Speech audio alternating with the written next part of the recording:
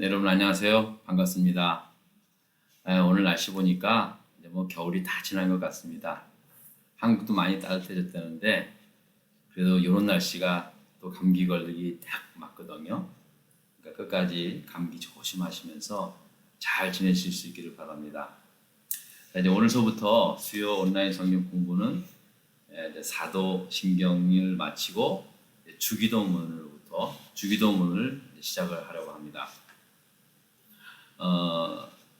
뭐 이번 시간에도 앞으로 몇 번 강의를 할지 모르겠어요. 한 뭐 몇 주나 걸릴지 몇 달이 걸릴지 모르지만은 차근차근 순서대로 그렇게 말씀을 전하려고 합니다.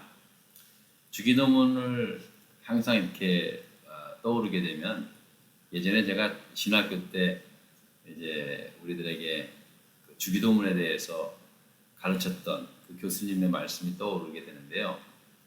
첫 시간에 그러시더라고요. 우리한테 주기도문에 대해서 이제 말씀을 하시면서 주기도문에서 가운데 기도를 떼봐라. 그러니까 우리가 뭐가 남느냐? 그러니까 주문 그랬거든요. 그러니까 맞다.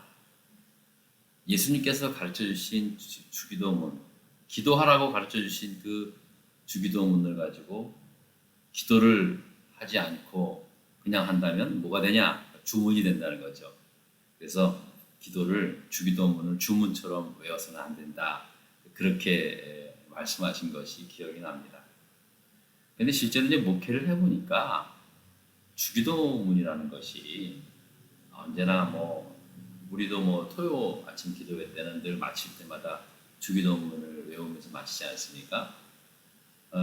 뭐 어느 예배든지 보면은 주기도문은 하나의 어떤 예배 순서에 아주 공식화가 되어 있기 때문에 정말 우리가 주문처럼 외워서 하는 그런 기도가 되어버린 것 같습니다. 또 실제로요, 예전에 어느 기도원 원장님이 그 기도원에는 이제 방언을 기도를 터지는데 아주 유명한 그 기도원 가면은 뭐 거의 대부분이 다 방언 받고 온다라고 하는 소문난 기도원이었거든요. 그 기도원에는 그 원장님이 방언 기도를 받기 위해서 뭐 여러 가지 뭐 기도를 가르치고는 있지만은 주기도문을 방언 안 되는 사람은 주기도문을 그냥 계속 막 외워보라 그렇게 가르친대요. 그러다 보면은 뭐 하늘에 계신 내 아버지 이름 그렇게 하면서 이제 막 혀가 꼬부라지면서 방언이 터진다. 실제로 이제 그렇게 해가지고 방언 받으신 분들이 많이 있더라는 거예요. 그래서 주기도문을 외워서 방언을 받았다. 그런 분들도 계십니다. 또 이제 그 천주교를 보면요, 천주교 신자들은 반드시 1년에 꼭 그 사제한테 담당 사제한테 그 고해 성사를 해야 됩니다. 그 고해 성사를 통해서 이제 자기의 어떤 죄에 대해서 고백을 하면 그 사제께서 듣고 이제 그 죄를 용서하시면서 뭐 약간 좀 이렇게 심각하면은 뭐 당분간은 뭐 성찬식에 참여하지 말라 뭐 이런 식으로 이제 권면을 하는데 가끔 그런데요. 자기 전에 주기도문을 10번씩 외우고 자라 뭐 그렇게 또 시킨다고 합니다. 뭐 그게 벌칙보다는 어떤 참여하는 의미에서 이제 그렇게 하라라고 그렇게 뭐 말씀하시는 분도 계신다 그러더라고요. 또 어떤 분은 이제 스포츠 선수인데요. 경기에 임할 때 주기도문을 외운답니다. 근데 외울 때 한자라도 틀리면 그때 그게 안 된답니다. 성적이 별로 안 좋답니다. 그래서 이제 틀리지 않게 잘 외우면 또 성적이 좋다. 뭐 이런 이렇게 말하는 사람도 있고 뭐 사람마다 좀 다르겠지만 그러니까 실제로 보면은요 이 주기도문은 말 그대로 진짜 기도가 빠진 채 주문이 되어버린 상태가 되지 않았는가 그런 말을 할 수 있겠죠. 하지만 그 짧은 주기도문 안에 있는 내용은요 그야말로 말할 수 없는 그런 놀라운 내용들이 다 함축되어 있다는 겁니다. 그러니까 우리가 마땅히 드려야 할 모든 기도를 다 담고 있는 기도다. 그게 주기도문이다라고 그렇게 생각하셔도 전혀 틀림이 없습니다. 그래서요, 저는 개인적으로 그렇습니다. 사실 주문처럼 외워서는 안 된다라는 말에 동의는 하지만 그래도 어쩔 수 없이 주문처럼 느껴질 때가 있거든요. 그럼에도 불구하고 저는 그 주기도문을 통해서 기도의 광장으로 나가는 그러한 귀한 기도다라고 그렇게 생각을 합니다. 여러분들 이제 주기도문 뭐 열심히 우리가 이제 뭐 예배 시간에도 외우면서 암송하면서 고백하지만요, 주기도문 하실 때 그 기도문을 생각하면서 기도하실 때 놀라운 은혜가 있을 줄 믿습니다. 여러분도 아시다시피 이제 주기도문이라는 것이 예수님께서 제자들에게 가르쳐 주신 기도라고 그렇게 말합니다. 그래서 주님께서 가르치셨다 해서 주기도문이다 그렇게 말씀합니다.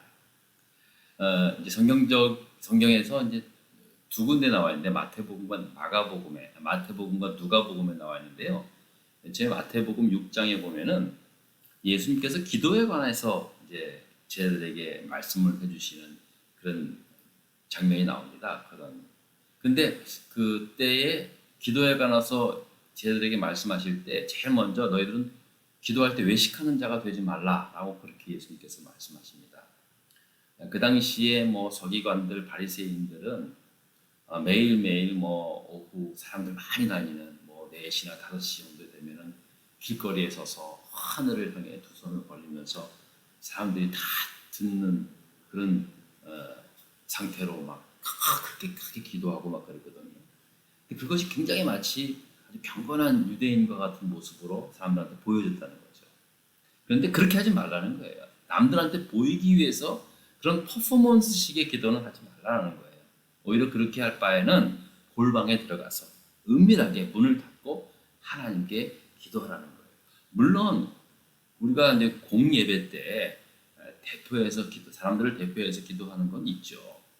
그렇지만 이제 뭐 일부러 사람들 보라고 내가 이렇게 이 정도의 기도의 사람이다라고 보라는 식으로 그렇게 기도하지 말라는 겁니다. 외식하는 기도가 있다는 거죠. 근데 어떨 때는 그런 생각도 들어요. 외식해도 좋으니까 기도하라. 그렇게 제가 말하고 싶을 정도로 기도는요. 실제로 제가 이제 목회를 해보니까 그래도 좋으니까 기도해야 된다는 거죠. 그만큼 기도는 중요합니다. 기도문 시간을 통해서 기도에 대해서 같이 이제 병행해서 이제 말씀을 전해드리려고 합니다. 그리고 또 이제 예수님께서 첫 번째 외식하지 말라고 가르치시면서 두 번째로는 중언부언하지 말라. 한 얘기 또 하고 뭐 그렇게 하지 말라는 거죠. 굳이 많은 말을 하면서 기도를 한다고 해서 뭐 많은 오랜 시간으로 기도를 한다고 해서 그게 하나님께 상대되는 기도는 아니다라는 거죠. 중언부언하지 말고 너희는 이렇게 기도하라 라고 하면서 이제 우리가 그렇게 외우고 있는 암송하는 그 주기도문을 예수님께서 가르치실 겁니다. 바로 마태복음 6장에 있는 9절의 말씀인데요. 우리 한번 다 같이 읽는 말씀입니다. 자, 우리 다 같이 한번 읽어보겠습니다. 그러므로 너희는 이렇게 기도하라. 하늘에 계신 우리 아버지여, 이름이 거룩히 여김을 받으시오며 나라가 임하옵시며 뜻이 하늘에서 이루어진 것 같이 땅에서도 이루어지이다. 오늘 우리에게 일용할 양식을 주옵시고 우리가 우리에게 죄 지은 자를 사하여 준 것 같이 우리 죄를 사하여 주옵시고 우리를 시험에 들게 하지 마옵시고 다만 악에서 구하시옵소서. 나라와 권세와 영광이 아버지께 영원히 있사옵나이다. 아멘. 뭐 다 아는 그 말씀이지만 이제 그렇게 예수님께서 외식하는 기도하지 말라. 그리고 두 번째로는 그 이제 중언부언 기도하지 말라. 중언부언으로 많이 뭐 기도하라고 하지 말라라고 하시면서 아주 간략하지만 핵심적인 내용의 그 기도를 이렇게 말씀을 해주신 겁니다. 그런데 누가복음에는 조금 이제 기도 내용이 좀 다릅니다. 누가복음 11장에 보면은요 이렇게 증언을 합니다. 예수님께서 이제 어느 한 장소에 한적한 곳에서 이제 기도를 하시고 이제 오신 겁니다. 그러니까 제자 중에 한 사람이 누군지는 몰라도 내가 보기에는 베드로가 아닐까 생각이 듭니다. 그런데 어쨌든 간에 제자 중 하나가 예수님한테 말씀드린 거예요. 예수님, 예수님 보니까 뭐 틈만 나면은 한적한 곳에 가셔서 기도하고 오시는데요. 우리에게도 요한의 제자들처럼 세례 요한이 이제 제자들이 많았거든요. 세례 요한이 제자들에게 기도를 가르쳐 준 것 같이 예수님 우리도 기도를 좀 가르쳐 주세요 라고 그렇게 요청을 한 겁니다. 그랬더니 예수님께서 누가복음 6장 11절 누가복음 11장 2절서부터 이렇게 말씀을 합니다. 우리 다 같이 이것도 한번 읽어보겠습니다. 자, 누가복음 말씀입니다. 누가복음 11장 2절로부터 4절까지의 말씀이죠. 다 같이 읽겠습니다. 시작. 예수께서 이르시되 너희는 기도할 때에 이렇게 하라. 아버지여 이름이 거룩히 여김을 받으시오며 나라가 임하시오며 우리에게 날마다 일용할 양식을 주시옵고 우리가 우리에게 죄 지은 모든 사람을 용서하오니 우리 죄도 사하여 주시옵고 우리를 시험에 들게 하지 마시옵소서 하라 라고 그렇게 예수님께서 말씀을 하시게 된 겁니다. 그러니까 이거 비교해 보면은 이제 그 마태복음하고 누가복음에서 가르치신 그 기도의 내용이 좀 약간 다르긴 하죠. 하지만 중요한 부분은 사실 같습니다. 내용은 뭐 중요하게 있는 부분들은 다 같습니다. 이게 분명한 게 뭐냐면은 이 주기도문은 예수님께서 친히 제자들에게 이렇게 기도하실 것을 말씀하신 것이다라는 겁니다. 자, 그런데 우리가 여기서 한 가지 생각할 것은요. 제자들이 기도가 뭔지 몰라서 기도를 가르쳐 달라고 한 것은 아니라는 겁니다. 왜냐하면 여러분 제자들은 누굽니까? 유대인들이었어요. 유대교 전통을 가진 유대인들은요, 이미들 1년에 최소한 3번 이상은 예루살렘 성전에 와서 제사를 드리고, 제사장을 통해서 예배를 드렸죠. 그리고 또, 늘 회당 같은 데 가서 하나님 말씀을 들었습니다. 그리고 또 그들은 모여서 기도했습니다. 그런 사람들입니다. 그러니까 그들이 기도하는 것을 몰라서 기도를 가르쳐 달라, 기도하는 방법을 가르쳐 달라라고 하는 것이 아니라는 겁니다. 제자들이 정말로 알고 싶었던 건 뭐냐면요. 예수님, 도대체 예수님은 뭘 위해서 기도하고 있습니까? 그걸 좀 알려주세요. 예수님께서는 시간만 나면 한적한 곳에 가서 기도하셨는데요. 그곳에서 무엇을 위해서, 도대체 주님은 무엇을 위해서 기도하셨어요? 그걸 좀 알려주세요. 라고 그렇게 물었다라고 생각하는 것이 사실은 상식적입니다. 그렇죠? 사실 그게 맞는 말씀입니다. 그래서 예수님은 그래? 그래서 가르쳐 주신 것이 바로 주 기도문이라는 거예요. 그러니까 이 말은 뭐냐면 내가 기도하고 있는 것은 바로 이와 같은 그런 내용, 나의 기도의 제목들이다 라는 식으로 말씀을 가르쳐 주신 거죠.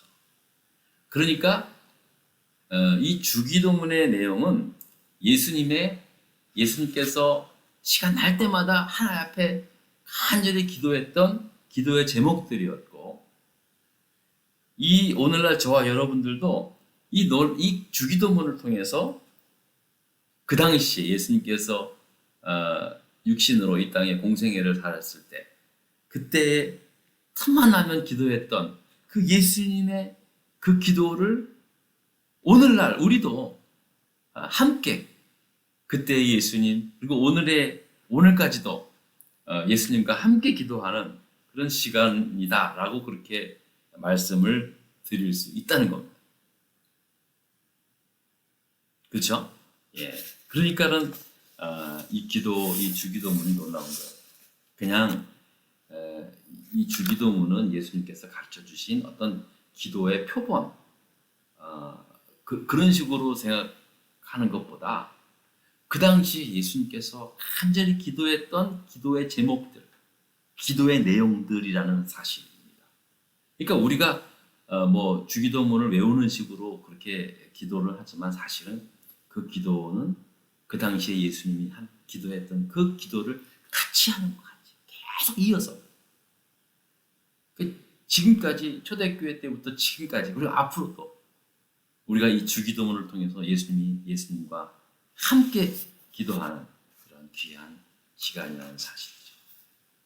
여러분들 저는 앞으로도 이 주기도문을 배우는 시간을 통해서 주기도문에 대한 새로운 느낌과 감동을 서로 나눌 수 있기를 바랍니다. 자, 이제 앞으로 이제 계속해서 기도란 무엇인가 그리고 주기도문 이렇게 병행해서 이제 공부를 해 나갈 텐데요. 오늘은 여기까지 일단은 서론 삼아서 말씀을 드렸고 다음 주부터는 본격적으로 본문으로 들어가도록 해보겠습니다.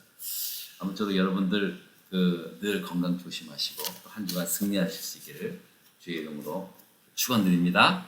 감사합니다.